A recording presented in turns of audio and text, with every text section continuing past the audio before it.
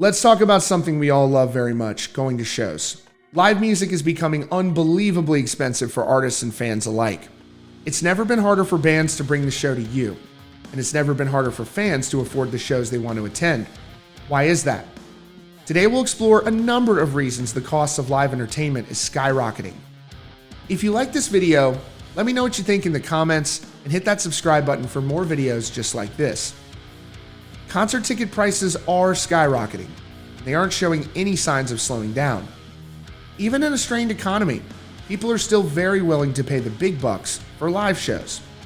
Reason number one that shows are getting harder to afford is one you've probably already heard about: ticket scalpers. But the ticket scalping economy is almost as sophisticated as the mainstream ticketing companies. It's said that the secondary ticketing market can bring in some $8 billion worldwide each year, according to a report from The Guardian in 2018. But by now that figure's likely climbed even higher. To explain it simply, ticket scalpers traditionally acquire tickets in bulk when they go on sale. They sell them at a higher price on secondhand platforms. It's one of the main reasons it's so hard to get tickets to major tours when they first go on sale. For Taylor Swift's tour this year, it costs an average of $254 per ticket. That's if you were somehow able to get the tickets for face value. The secondary market was loaded with extreme prices for fans hoping to get the chance to see Swift in person.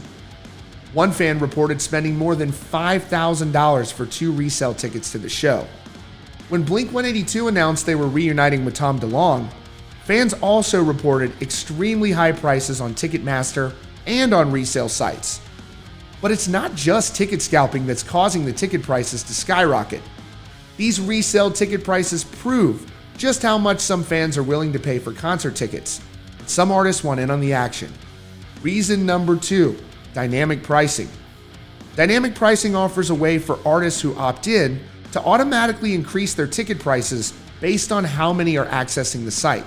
In theory, this makes it much harder for scalpers to make money off the touring bands, but fans are still left paying outrageous prices for tickets. Bruce Springsteen has defended the use of dynamic pricing as a way to make the money himself that would otherwise be going to scalpers. He basically says if fans are willing to pay outrageous prices to scalpers, he wants that money going to him and his band, which does nothing to reduce the prices fans are having to pay to begin with. He told Rolling Stone last year, "The ticket broker or someone is going to be making that money." I'm going, hey, why shouldn't that money go to the guys that are going to be up there sweating 3 hours a night for it?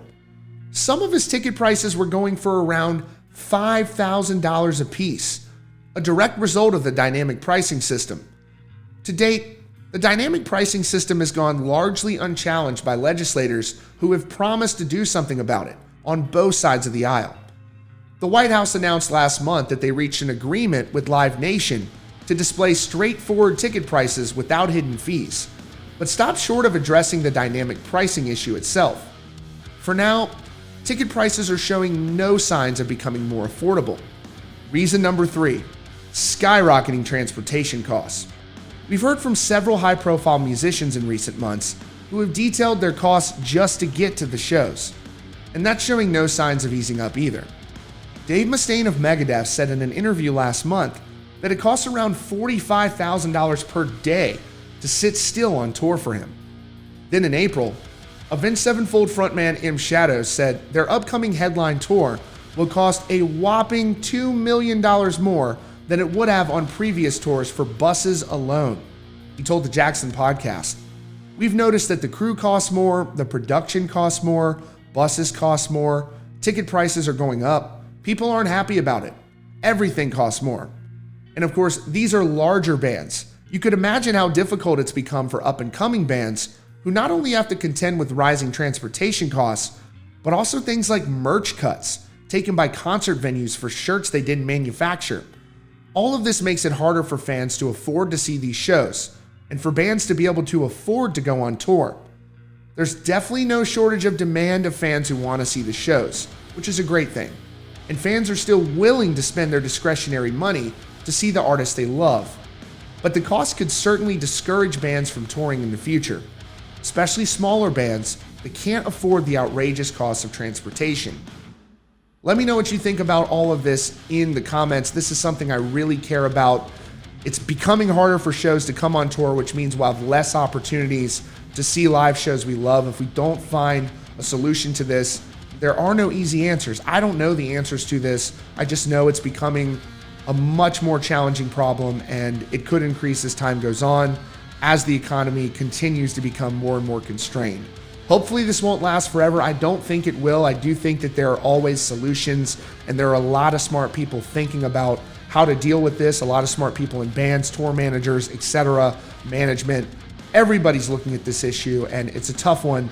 So any of the smart people that watch this channel, let me know in the comments. By no means am I an expert on how the touring industry works, but just as a person who's been going to shows all my life, I've definitely noticed this. I've definitely noticed this from people that I talk to as well.